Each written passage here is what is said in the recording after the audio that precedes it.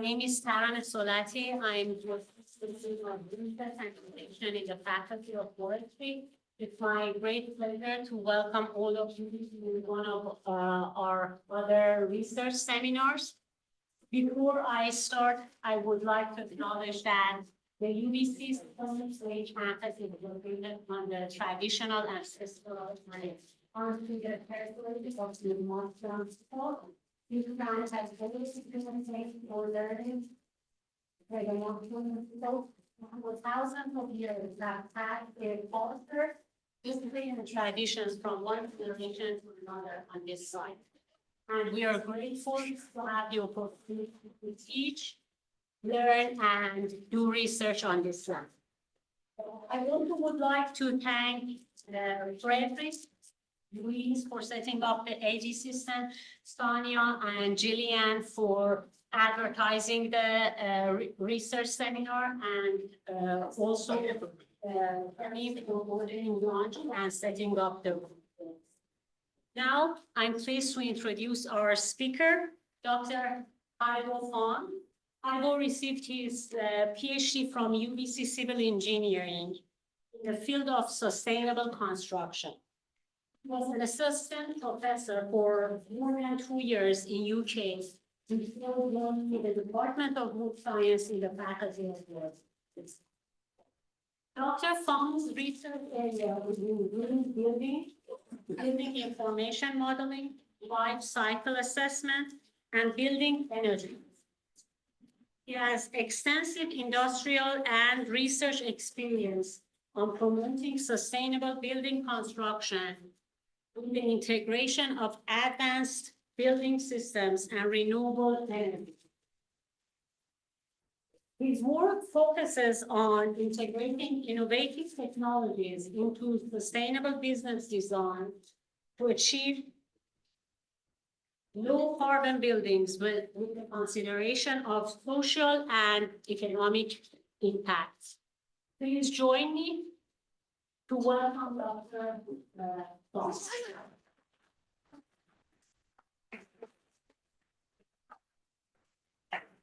Thank you very much for the introduction, very nice, and thank you for the IT team set up that. It was a nice food. While you are enjoying the food, I want everybody to take a look up the building and background and you know what kind of material it is for these columns and beam. Yes, so. Is that? Yeah. Anybody else know that? Yeah. So this is if you are from wood side, probably know this is Alam. You know how now you know. It's one of the popular customer material used in the industry. How about if we do this when the building was built? If the designer trying to use this concrete and steel for the timber, how you feel sitting in a room? Maybe you are less motivated to come to my presentation. You want to ask your audience, like this side, because we are close to, we want to promote timber. Are there any other reasons you know that you need to use timber instead of steel concrete?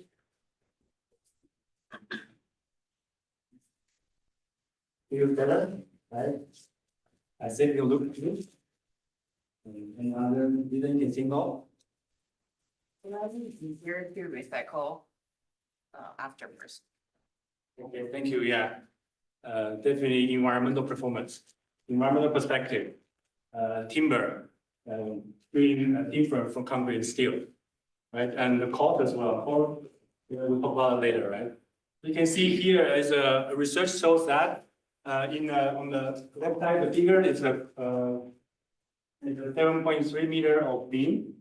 Use different options. One is glulam, option 3 concrete, option 3 is steel. You can see the carbon emission. So if we do this picture in terms of environmental performance, I think our institute did a good decision. Choose timber instead of concrete. On the right side, you can see there are also a comparison between timber, concrete, and steel. That's basically the net zero carbon or manufacturing material, steel, concrete, as well as CLT. So you can see in general, the carbon has less emission. I mean, the timber has less emission than concrete, as well as timber.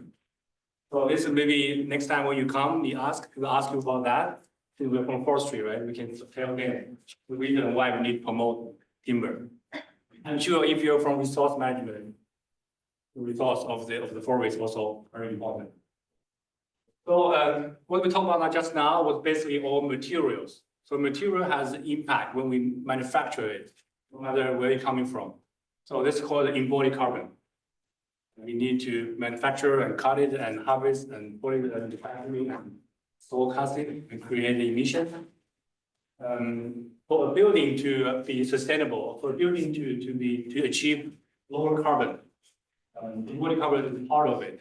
We have to consider operational carbon, the whole life carbon.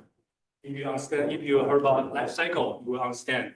No matter it's a building or a timber or a computer or a sandwich, we have considered not only the material, how we make the products, and it has to be operational, as well as how we deal with at the end of the life of building. Are we gonna recycle, reuse it, or just dump it in the landfill? That's basically mainly we're gonna talk about today. It's 3 parts: embodied carbon, operational carbon, the whole building life cycle assessment, which will guide to the main focus of my research. Zero carbon emission for timber building. I do as a green building design before in my industrial experience. So now carbon emission become more popular nowadays. So I focus on the carbon emission, how to achieve zero carbon in timber building sectors. In these 4 areas, first one is the embodied carbon reduction, and then the further wood recycling or circularity to further reduce embodied building embodied carbon. And then the other one is operational carbon performance, and how we can save more energy while keeping the function of the buildings. Different lighting system, different HVAC systems. And at the end, we have balance embodied carbon and operational carbon to achieve net zero using whole building life cycle assessment for area. Okay, let's start with timber building embodied carbon reductions. So you can see for embodied carbon, I think first of all, you might have a concern like what is really embodied carbon, right? I think in my course, Wood 491, I did ask the student to calculate the embodied carbon of wood processing systems. So basically for wood product, we number this power lamp. Right? You can see that you have to consider the manufacturing of the materials, how the material was manufactured, and then how the transportation of the material to the job site. Because this power line won't or manufactured on site here, probably somewhere in the east or in Vancouver. Have to transport to install it here. That will be included as well in the embodied carbon. Also, the construction practice used, how are we going to put this long beam up? Are we using a forklift? Are we using the chains or any equipment? That also involved in embodied carbon. And the last one, like maybe after, I say 200 years, the building needs to be rebuilt. How are we going to deal with these very beautiful columns? Are we going to put it again in the next building or just dump it into landfill? So all these are involved in embodied carbon. So it's really not only in the factory, in the sawmills, it's actually goes all the way throughout the building life cycle. This is the whole main part of embodied carbon. So how can we reduce the embodied carbon? So the first one is wood-based materials. As I mentioned, we need to use as many wood-based materials as possible in the building designs. This thing has been applied more and more often in design field, in architecture field, especially in BC. Urban building now requires you to consider mass timber instead of other steel or concrete. Yeah, so like this glulam, CLT or PSL, part of strand lumber, that's the material we have here, and LVL and LT. This for if you are from wood side, probably know all these materials. So these are the like all the renewable wood that can be used to replace steel and concrete and also have the same function and function. I think I did work with NLT, the design standard of NLT, trying to help the government implement environmental performance of NLT, how to help the manufacturer calculate embodied carbon of NLT. And the professors in wood science are working on structural performance of these materials. Yeah, second option we can think of is to use innovative wood materials. Anybody can think of what is it on the left side? The tiles, right? Timber tiles? Yeah, timber tiles. No ceramic tiles, timber tiles made of wood. Yeah, so all this kind of innovative material coming up, and on the right side, this one, concrete panel, right? It's actually made of plywood with a really thin layer of cement above it to create the same appearance of concrete, but actually made of timber. So we are right now, my lab is helping these two companies developing the environmental performance EPD for their products, so they can promote it and the industry can understand the carbon emission of their products. And there are more and more innovative material coming up, waiting for the designer to use it to apply it into the building. So this is another option to reduce the embodied carbon. Second one is a wood-based building walls. This is prefabricated instead of install everything on site. Nowadays, more and more common to have the building walls prefabricated on the factory and then ship on the side, just simply install it, like the one happening on the right side. This is also a very trending approach to reduce embodied carbon. Although the material used will be same as on site, however, the waste will be less because they all conducted on the factory. They have a really detailed drawings to measure and to install, so they'll have less waste. And for sure, the construction efficiency, you don't need that many labor involved, that many equipment involved. So especially in BC, we have the housing crisis. The prefabricated building will be really a good approach, especially the modular housing is also one good research area we're working on right now. Yeah, you can see this is another, this is one picture here. I think I went with Jason into a trip from Corp. I think this is a company in interior BC. They're using robotic arms to manufacture the building, the panels, just to solve the labor shortage. So basically for this type of panels, there's only 1 or 2 people involved in the factory. And then basically robotic can do all the work. And the people just need to do some cuttings and ceilings. So it's getting really efficient. And there are companies slowly adopted. And the big one is called Intelligent City in City of Vancouver. They have a huge factory trying to expanding that. I'm sure this will be a new norm in the coming future. And this one, anybody remember that? Know that one? The picture I get is from Corp, with our own robotic arms in the Corp.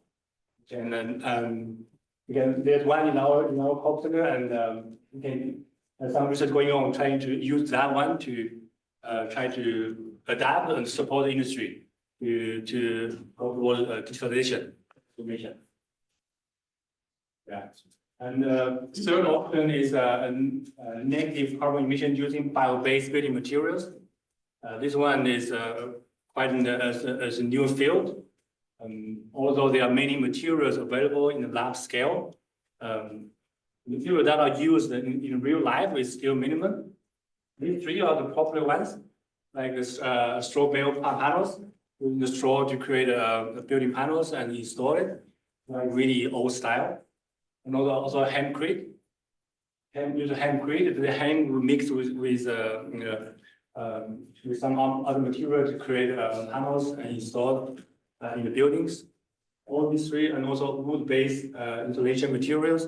All these will create negative carbon emissions, so which will be beneficial to help the company to achieve 0 carbon. And I think in wood science we have the best program, and there are many professors researching on or innovative materials using wood. I'm sure somewhat in lab scale, I'm sure in the future there'll be more and more materials, bio-based materials used in the building. Actually, this one, and then really recognize that. On the building built on campus, in UBC on campus, for the 3-quadrant, you know that, right? So they use hempcrete to build like one floor, like around 100 square meter workshop, and just beside main store. Yeah, it's very very interesting and innovative approach. Yeah, so there's different ways to use different materials basically to reduce embodied carbon. Because embodied carbon, you have the building, you have to use it. If we can try to use smart materials, that will help us reduce the embodied carbon. And there's other ways, wood recycling and circularity. It's also part of the embodied carbon. You can see the end of life, how we use end of life through demolition or deconstruction. Or the material, are we going to process it or just dispose it to landfill? That will make a big difference. That's a make a good time. Construction wood waste. Usually you see that in construction wood waste coming from demolitions or new construction. If it comes from new construction, it's going to happen on site. Usually, if you are not in construction, you might not know. Usually, even though they already have the drawing, but they already have the standard size for lumber, and on site they usually have some cuts. Of cuts usually will be sent to landfill. Landfill, I don't know how you deal with it, how you sort it. Mostly landfill just take it and dump it with other garbage. Nowadays, so nowadays the landfill start to think about how to reuse it. Well, I think we went to visit 2 landfill in Delta. So what they do is they charge you less if you store the timber for wood waste, they charge you less. If you don't store it, they charge you more. But in that case, there's a company called Eco Waste in Delta. They start to collect this wood waste and then chop it to small pieces for bioenergy. To burn it to create heat. Well, this wood waste from construction hasn't been regulated in government level, but the landfill does use that for small farmers to heat up their barns. However, the lower one, this one is for local energy. They do collect lots of wood waste from harvesting from sawmills, and some of them from construction. We only clean wood, not treated, not engineered wood, just clean wood without glues. So they still collect some of them and chop it, and then sell it to around BC for biogas. And this one, I think you probably, this one is called UBC Bioenergy Research Demonstration Facility. You know where it is? Lower Mall. Basically, they use the wood chip to heat up the campus. Some of your dormitories or some classes are heated up by wood waste. So this is a really good way to reuse the wood waste. And the other one is a clean wood waste for reuse. If the wood waste is fairly clean, and even though they have some paint on it, then some companies start to collect that and then reprocess and make new product for sale. So the company in Vancouver, they collect the construction waste and then manually take off the nails and then cut it to the standard size, and then finger join and glue it together and polish and resell it for unstructured purposes, for filming or for the interior part of the building. You may ask, what do you think about the cost? This one should be higher or lower? Do you think it's lower or higher than the standard lumber? Usually higher, right? Much higher than the 2x4 from the sawmill. This one, the reason they can sell it is because of the carbon benefits. Because you reuse the waste, so you basically create negative carbon, but you have the same functionality. That's why now there's zero carbon building standard. Some companies want to achieve that, so they purchase this kind of materials to create negative carbon emissions. So there's another way to reuse waste to do one carbon. Third one is basically deconstruction for salvaged wood. I can tell you like no, mostly like the old building 100 years old. And this is in Canada, like usually the contractors just go there. They use a excavator, just crush it and load it in one day. They throw everything to the landfill. Some buildings are really in good quality. The materials, the lumber, the beams are really still have a long life to use. So now the few companies start to think about how can we reuse, how can we be carefully tear down the houses and take off the useful materials instead of just dumping it into landfill. So that's called deconstruction. So all these materials, sometimes it was built 100 years ago, the size actually bigger than the current size. And also because they are coming from the old trees, really firm. And sometimes it can be used for this heritage style, which is really good business because the price is usually very high. Yeah, so there are some companies doing that nowadays. It's another way to reduce the embodied carbon by reusing this salvage wood into the new buildings. There's a company called Kiwi Design. They apply some of this salvage wood into the interior part of the building to replace the raw lumber. Yeah, so we have in our lab, we have a small project going on right now supported by FII. We're trying to develop a guideline to help industry understand in the future when they demolish a building, what they should do to take off the useful materials. Yeah, hopefully in the future, City of Vancouver can adapt this guideline to extract more useful material from the waste and then further reduce the embodied carbon. And last one is designed for disassembly and adaptability. It's basically also to reduce wood waste. Yeah, we think about, okay, at the end of life, we have to slowly take it off. Maybe there are nails and glues. How about at the beginning, when we design a building, we consider at the end of life, can we easily take it off? Maybe the connection is very smart. Maybe we don't use, instead of using glues, we use nails or bolts. When we design a building, we don't even use any others steels. That we use this kind of innovative connections. So this is actually the real building designed by Structurcraft. They in the US. They use this PFD concept. So all the materials will be assembled on site, and at the end of life, they can be taken off as a part for reuse. And so this is a very interesting concept. I'm sure for this PSL and at the end of life, lots of them can be reused. Just a matter of can we use it for structural purpose or not. And that we need to be further studied. Okay, so all these are different methods to reduce embodied carbon. Maybe you think, okay, these are really not a traditional way to do things. Maybe it's not really cost effective. Maybe not many supplies.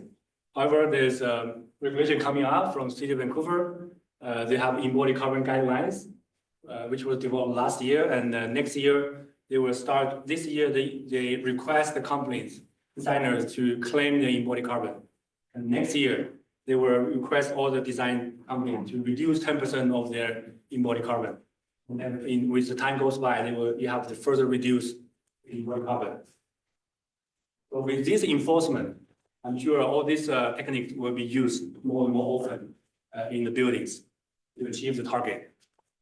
And right now we're working with NRC because NRC see what's going on and they want to understand the embodied carbon, and they're trying to try to understand what are the potential low carbon materials available. We are helping them to collect the data and trying to understand the possibilities, also feasibilities. Okay, so that's basically the embodied carbon part. Hope you guys still following me.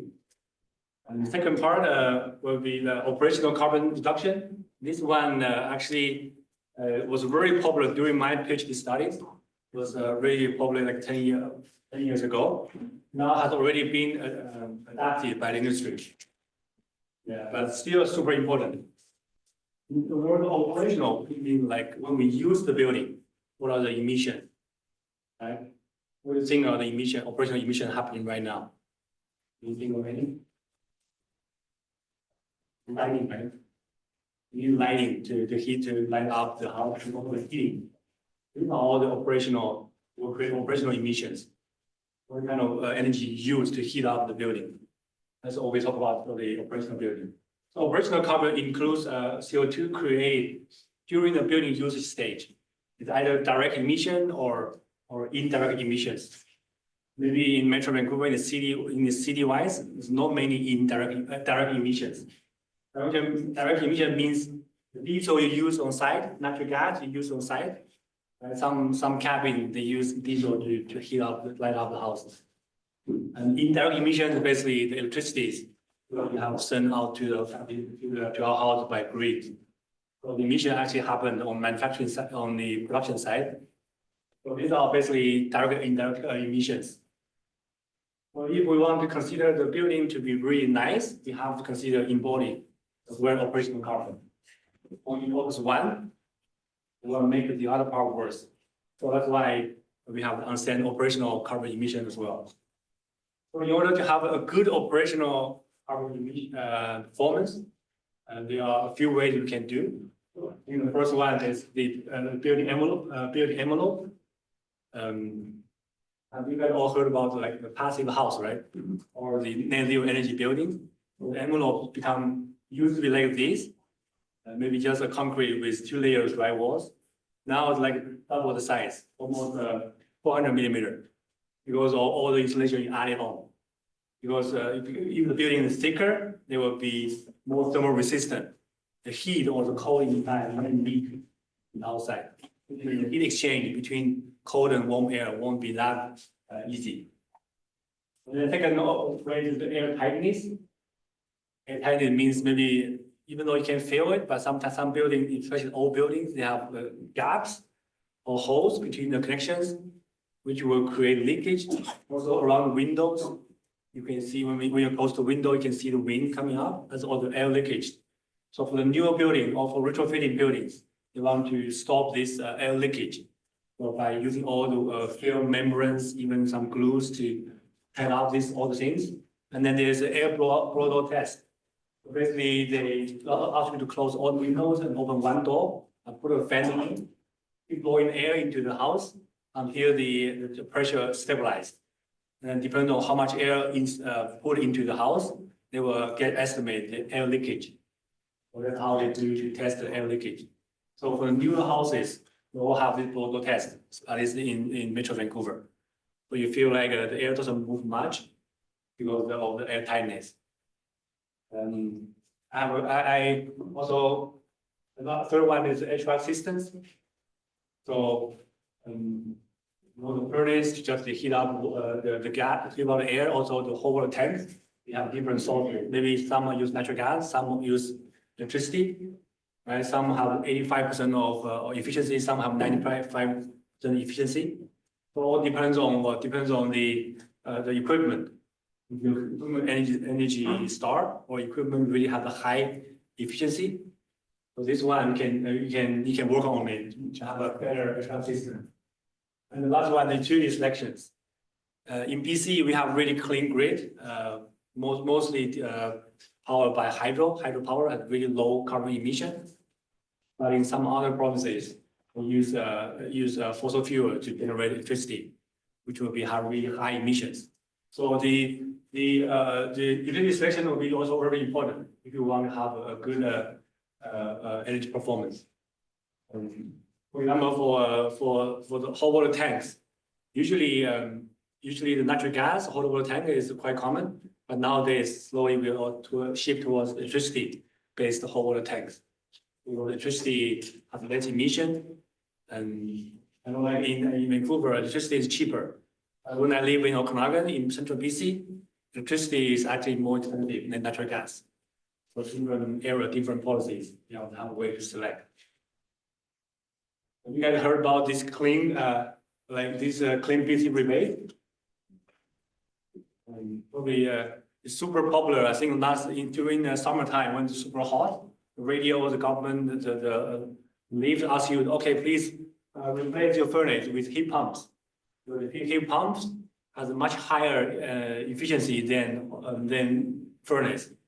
The heat pump has 2.4%, 2.4 time of the efficiency. However, for the gas furnace, it is 95%, 0.95. That's why the heat pump become a norm right now. And we used to have the rebate. If you install the heat pump, they will give you some rebates just to encourage you to install heat pump instead of buying a portable cooler at home. The portable coolers have really low energy efficiency. If you have newer homes, so it's a mandate, you have to install heat pump. Because Vancouver is getting warmer and warmer, right? All these things are basically from the government level trying to push the building towards sustainability, towards high energy efficiency. And also the energy step code, that's how everything starts. Like in when they started in 2018 or 2019, my research group during my PhD study started to support the government to develop the step code. Like what is the acceptable rate to push the industry towards low energy usage? Because if you want to change something, usually the industry has to learn and adapt. Because maybe if you want to develop passive house, not many builder can do that. So that's why they come to the step code. In 2022, you have to be reduce 20% of energy usage. In 2027, you have to reduce 40%, and slowly up to become passive house or net zero energy ready. I think the same thing will happen for embodied carbon.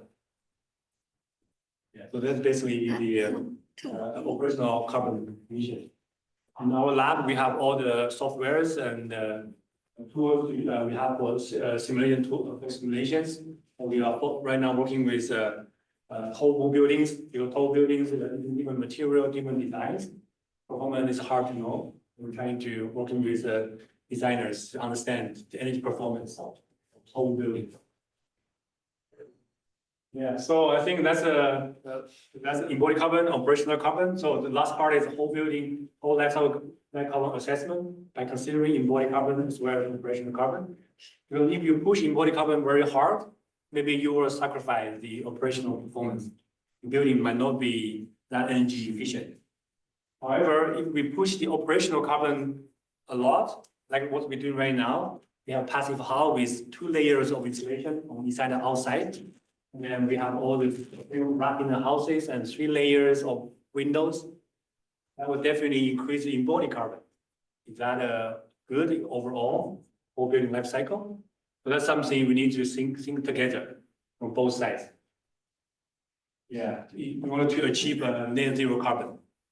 Yes, embodied carbon, operational carbon, definitely. Also, in order to achieve net zero carbon, we have to consider the method. Are we using prefabricated shelter? Are we using modular panel building? Right? And low carbon supplies, all the raw materials we use, the energy we use, all the measurement or verification during the operational usage stage, and then the operating operations, how to make sure the renovation is less than other buildings. All these things we have to consider together in order to achieve the net zero carbon. So it's really a building system work, not only for the material wise. That's basically what I'm interested to understand, to find a most innovative system that can balance everything and achieve zero carbon. So we have one project going on, is basically to understand the embodied carbon while doing the design, structural designs. Because usually in early stage, when the architect select design the building, they have to first of all select what kind of structure they're going to use, timber, steel, or concrete, in order to understand, to help them understand the embodied carbon performance. Usually nowadays, what they do is they have a design, and then they hire a third party to do the embodied carbon calculation. They come back and change it again. So our work is basically to combine and develop an automatic tool platform for the architect. They can have a building design and the embodied carbon will present right away.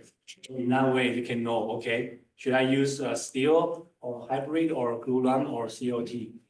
So very helpful for them, especially for the high rises. And for these tools, it's not only in these cube buildings, it depends on, because we're using flat copper, let's have a really powerful input. No matter what kind of building, the curving shape or triangular any shape you can do input, will give you the output with structure performance and embodied carbon. Yeah, and the other ongoing one is basically whole life cycle carbon assessment among different building design solutions. Because the timber will never replace concrete. We won't say that. We can only say we will share part, contribute part of the buildings. Because concrete and steel will still be used because it's a popular, and we cannot avoid that because of structure needs. But how can we integrate or develop a hybrid system? So we have a minimum embodied carbon and use the max amount of carbon materials at the same time to reach the functionality as well as the height we need for development. That we are working right now, using whole building LCA performance as well as building information modeling tools. Yeah, so that's basically what's going on. I want to share with you, and there's a few slides I want to, just for your information. I think this building we all know, right? More common in 2017 used to be the tallest wood building in the world. We're really proud. But in 2017, it then been built up by Norway, another building was built in 2019, which is higher than Earth. And then US did another one, I think from Milwaukee, they built another 2022, and even higher. So there's more competition. The whole building becomes higher and higher. And in DC, we are also catching up. This one, you see, was already approved by the city council. Will be a 25-floor mass timber building. No, the tallest really showcase the mass timber. And I'm sure more and more this building will coming up and in US and Northern Europe, right? And with the support of strong BC as well as mass timber action plan, I think lots of work need to be done. But if we want to be competitive, we do have to do more work on this part. There are three benefits or proposed by the government. Innovative economic sector, low carbon future as well benefit for people. Sometimes like you feel like trying something new will be so hard, so tough, and so painful. But if we don't do it, somebody else do it, we will lose the advantage in terms of innovation. And DC as well as using forestry is top edge around the world in terms of forestry, tree and timber. So I'm sure with the support of faculty in wood science, we will continue working on this area. However, there are so many challenges in this lab, like the supply. I think some of you might from resource management, the supply of lumber. We have enough supply to support the mass timber buildings. The pros, can we stabilize the cost? Because sometimes the costs go up and down like a roller coaster. Can we stabilize it? Right? Because the one main challenge is the price. When the developer consider the cost, consider design, mass timber engineer, the cost is usually a little bit higher. Right now, because of the design integrations, might not be 100% higher, but it's still a little bit higher than the traditional design systems. So more work we work together to reduce and populate and reduce the overall cost. And I'm not alone to do that. And we have a cluster, STB, Sustainable Timber Build Environment Cluster. Myself, Felix, and Minghao were hired together 2 years ago. It's not my first day in this department. I've been here for 2 years. So we're pushing really hard, trying to support industry, trying to understand how the mass timber work in home buildings. And we'll continue working with that. And as we look forward to work with everybody. And if you are interested in this area, feel free to reach me. Yes, that's what I have so far. Thank you very much.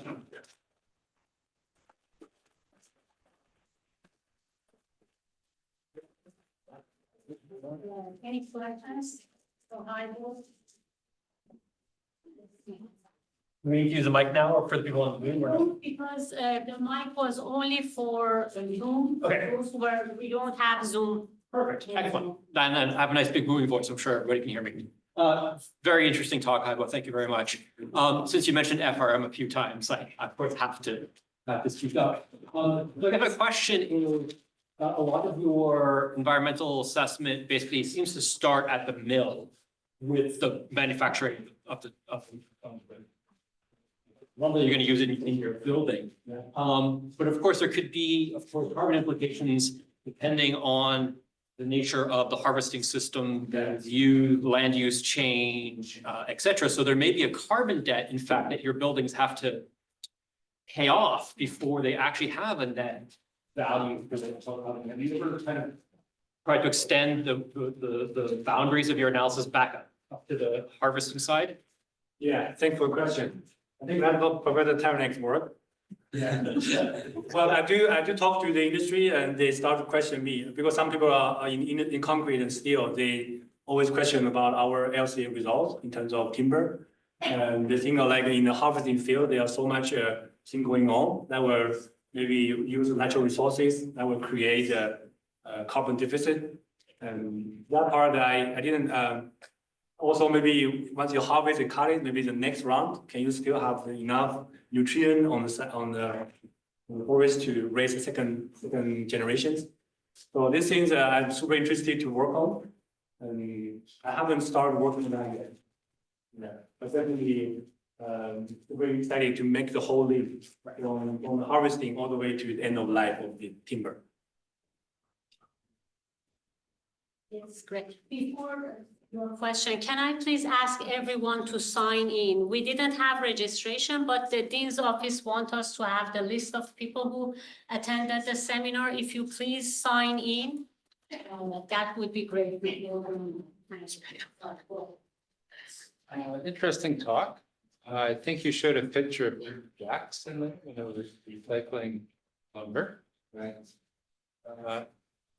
Most folks, jointed. most folks aren't going to really care if it's recycled. They're going to care what costs the lumber. But how are you going to convince me as a home builder to use that?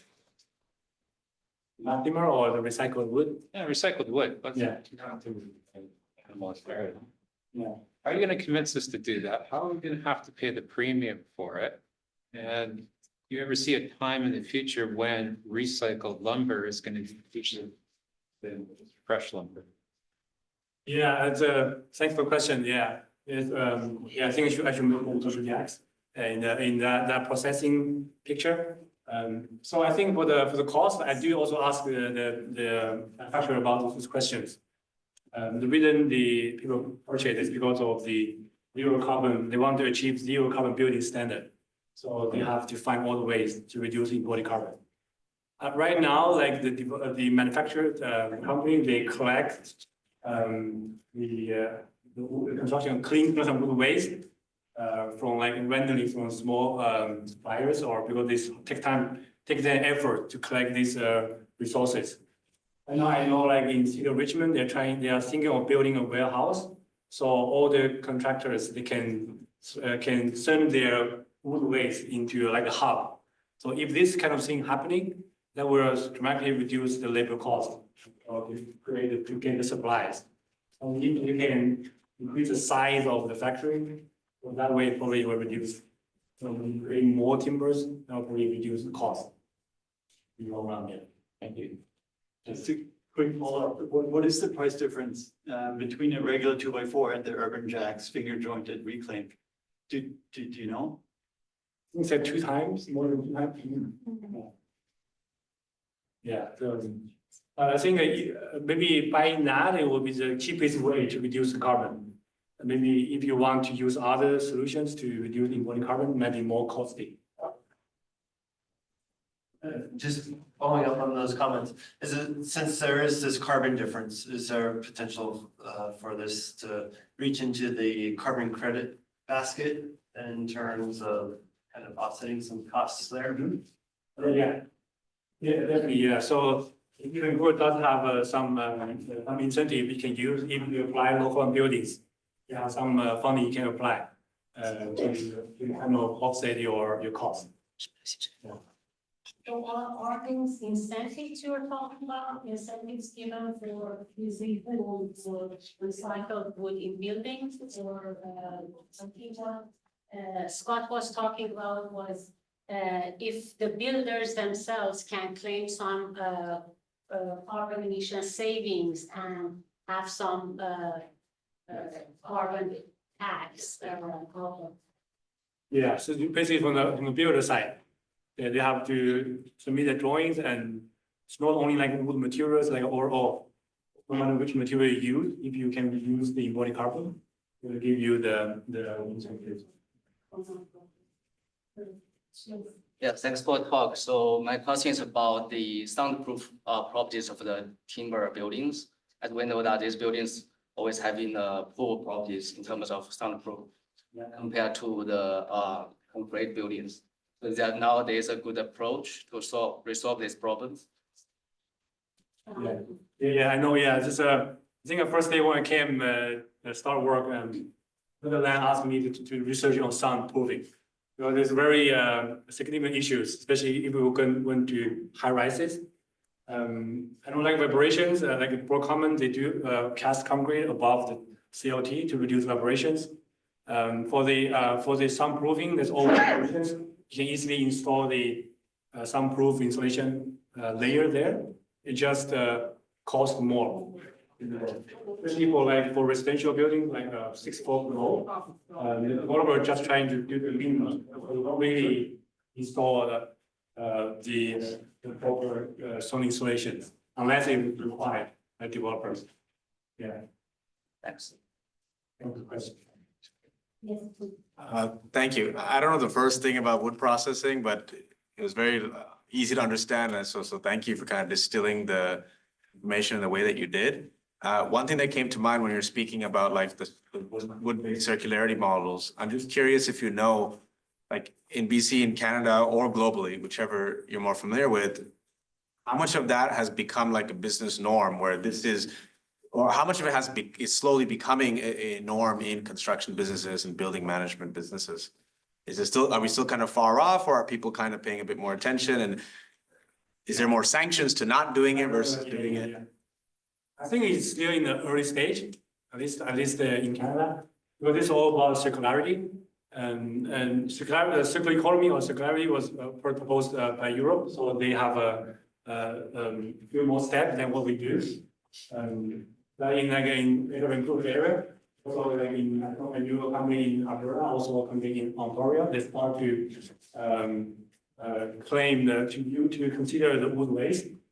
Yeah, because if we consider life cycle assessment from A1 to C4, like basically from grade to grade, A to grade, the number B is consider how we treat the waste, not only wood waste. Wood waste just because we are doing research on wood, then concrete, steel, they've all been doing that. Concrete is doing absolutely well because it's easier, although the value is not as much as we have, and steel do that already ago. So I think for wood, I think it's still in early stage, like Urban Jack. I think it's alumni from our department. So within 5 years. The company in California also doing waste recycling. And then in the landfill, in the Eco West landfill in Delta, they do collect wood waste, and they're going to develop a production line. They're going to invest and purchase equipment from Germany, and they want to sort out the clean wood and then chop it into strips and to produce biomass. Yeah, I think for that, probably for in the forest, there are a lot of trees that doesn't have economic values. That part also a huge potential. Can we use this part of the field that was beaten by the beetles or don't have much economic value? How can we use that portion much more than the construction? Please. Thank you. Yes, Sean. Thank you. I have a general question about carbon credit and carbon tax. Like you talked about embodied carbon that involves various operations from the material extraction to manufacturing to use and the end of life, right? So if I'm a manufacturer of CLT or lumber, like what credit can I claim? Or is this a credit that be claimed by the builder that use the material? Or is how do the producer claim the carbon credit? Yeah, so the incentive mainly are for the builders, because they basically kind of the general managing everything, design and the supplies.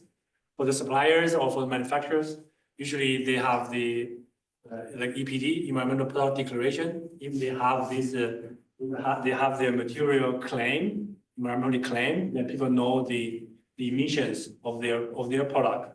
For example, there are 5 CLT from different factories. Each CLT has their own environmental labels. I mean, in the long run, or initial purpose is to compare and select the one that has the least emission. And but that's like the overall goal. Right now, like if you have EPD, sometimes the government does request you to have the EPD certificate in order to use your materials. For example, like LEED buildings, they have a credit. If you use like 10 EPD products, you get 1 credit or 2 credits. So that will help you to easily to get the LEED standard. If that will be some other way to encourage the supplier or the manufacturer to be more environmental friendly. Yeah. Doc Heigl. So I'm wondering if you've seen a backlash towards zero carbon buildings recently, because so much of the economic viability of zero carbon depends on support of public policy, right? Having, recycling capacity in Richmond and subsidies in place. Yeah. But, the mandate here in the province and federally as well right now is around addressing the housing crisis, which means build as cheaply as possible, as quickly as possible. Right. So I'm just wondering, in the circles you run in, have you seen kind of declining political support for zero carbon building, or would you say it's still there? I think the zero carbon building is actually coming up in the last within 5 years. When Canadian Green Building Council proposed the zero carbon building standard, it's not a new thing. Well, I think it still will follow up with the carbon tax, which was issued by the federal government, trying to reduce the carbon emission around all the industrial sectors, and the building will be one of that. So this 40% reduction on scope 3, which will be like the main enforcement towards zero carbon buildings. And also like now the net zero energy building doesn't really, is more become the norm. So like zero carbon is something people start to chase for. And like zero carbon, like low carbon building incentive used to just really recently released. You don't have that before. And also like you mentioned, like Vancouver does encourage people or force people to have to reduce the embodied carbons. And also the national level, they have a national energy step code trying to push that way. At least the current government, they do start, as long as they have the carbon concept on table, they will still going forward. I mean, I'm not sure about policy going on in the next 10 years, even though the carbon thing will be maybe withdrawn, well, this new innovative technology will still be applicable. It's just up to the personal, like the owners or individual buyers to apply. Now probably will be less implementations than at the current stage. Yeah, that's a concern. Yeah, definitely. Thank you. Thank you for your excellent present, and I have a small couple of questions. And first one is that you mentioned the use of innovative timber materials. These new materials may introduce new chemicals or new problems. Yeah. So has your research considered this aspect, and how consider that? Yeah, so like the innovative materials, one is like what I showed that now, like wood timber tires or plywood concrete panels. Well, I think Professor Dai's group developed on both the panels. So this kind of work, the LCA definitely is very important to understand the real emission comparing to traditional material. And that's something very interested to know. My second question is that what are the main differences in operational emissions characteristics between timber-based buildings and concrete buildings? Yeah. So actually, the timber and concrete building, there's not much differences in terms of operational performance, because operational performance depends on the installations and air leakages. Yeah. So, but however, when we install the timber-based buildings, the technique is new. So when when you construct on site, they might have some maybe arrows, which will create a bigger leakage in traditional concrete materials. In terms of when between the timber is a structural part, which will be wrapped by many layers of materials. I also have a last question is that, in your, last project, what dimensions did you use for building design? I think, such as flat or compact and concrete or timber? Dimensions you. Yeah, I think usually we use, when we do LCA, the function unit is per square meter of the building. And for high rises, like what are the emission per square meter? By applying different different design, hybrid designs. Yeah, that's something we consider. Because we couldn't just use timber all the way from the construction body. We sometimes have to change the combinations. Something like that. Thank you everyone for attending the seminar. Our next research seminar will be in 2024. The next seminar will be teaching seminar. Thanks a lot.